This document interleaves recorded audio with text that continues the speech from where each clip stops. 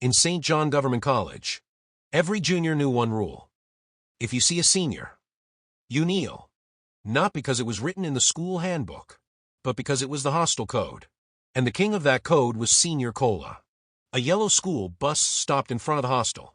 New students stepped down nervously, carrying metal boxes and mattresses. Among them was TUNDE. First time in a boarding school. He looked around at the tall hostel building. Boys were shouting. Buckets were banging. TUNDE whispered to himself, "This place is serious." Inside the hostel, a JSS2 boy pulled him aside.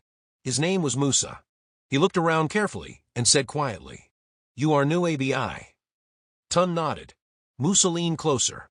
"Let me give you advice. When you see seniors, kneel immediately. Because if you don't, Senior KOLA will see you." Just then, loud footsteps echoed through the corridor. Boys suddenly straightened up. A tall boy walked in slowly.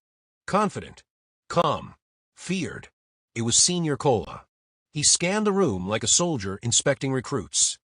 Then his eyes landed on TUNDE. "You," he said. TUNDE stepped forward. The entire hostel watched. KOLA said, "Kneel." TUNDE didn't move. The room froze. KOLA frowned. "Did you hear me?" TUNDE said, "My father told me never to kneel for a bully." Gasps filled the hostel. KOLA got furious. "You will learn the hostel code the hard way." Just as KOLA wanted to beat TUNDE, the housemaster, Mr. Adeyemi, walked in. That night after prep, KOLA gathered his loyal group of seniors. "That new boy thinks he's brave." One senior laughed. "Let's humble him tonight." At midnight, TUNDE was shaken awake. KOLA whispered harshly, "Stand up. Go and fetch water from the tap behind the hostel." It was dark, cold, and far. TUNDE carried the buckets silently. When he returned exhausted, someone tapped his shoulder. It was Musa. He handed him a small sachet of water. "Drink quickly before they see." TUNDE smiled weakly. "Why are they like this?" Musa sighed. "Because that's how it has always been." Then TUNDE said, "Then maybe it's time it stopped." One evening Musa whispered excitedly, "Tonight we are going outside the school."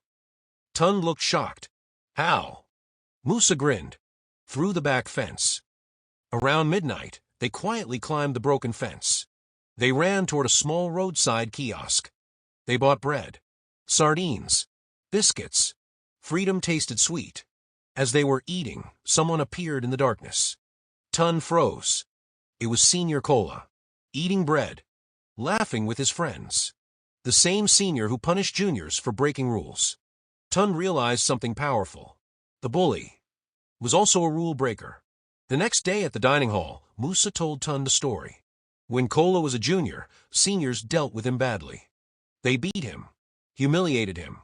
One day a senior told him something. "If you don't want to suffer, become the one people fear." And KOLA never forgot. Instead of anger, TUNDE felt something else. Sadness. So he became what hurt him, TUNDE said. But the question remained. Could someone break that cycle? One evening an SS1 student approached TUNDE quietly. His name was Emeka. "You're the boy that refused to kneel." TUNDE nodded. Emeka smiled slightly.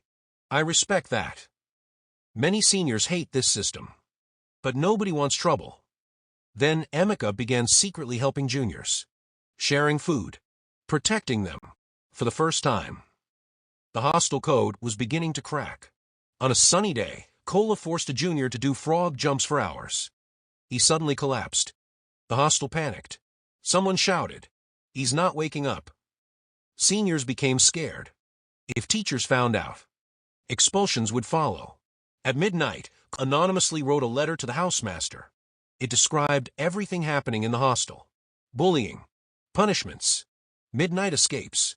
Rumors spread quickly. Everyone believed TUNDE wrote it. KOLA became furious. He decided to confront TUNDE publicly.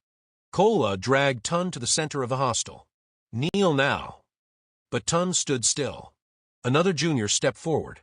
Then another. Then another. They refused to kneel too. Even Emeka joined them. And for the first time, KOLA was alone. Then Mr. Adeyemi walked in. He spoke calmly. "I know everything that has been happening here. The room froze. He looked directly at the seniors. Leadership is not about fear. Then at the juniors. Courage changes systems. KOLA lowered his head. For the first time. He looked ashamed. The next morning at the assembly, the principal announced strict anti-bullying rules. Punishments were banned. Mentorship programs started. Then in the hostel, KOLA stood before everyone. He spoke slowly. I became the thing that once hurt me. I'm sorry. Instead of kneeling. Juniors now greeted seniors with respect. And seniors helped them learn. Sometimes it takes just one brave person to break a harmful tradition. And in St. John, that person was a quiet boy named TUNDE.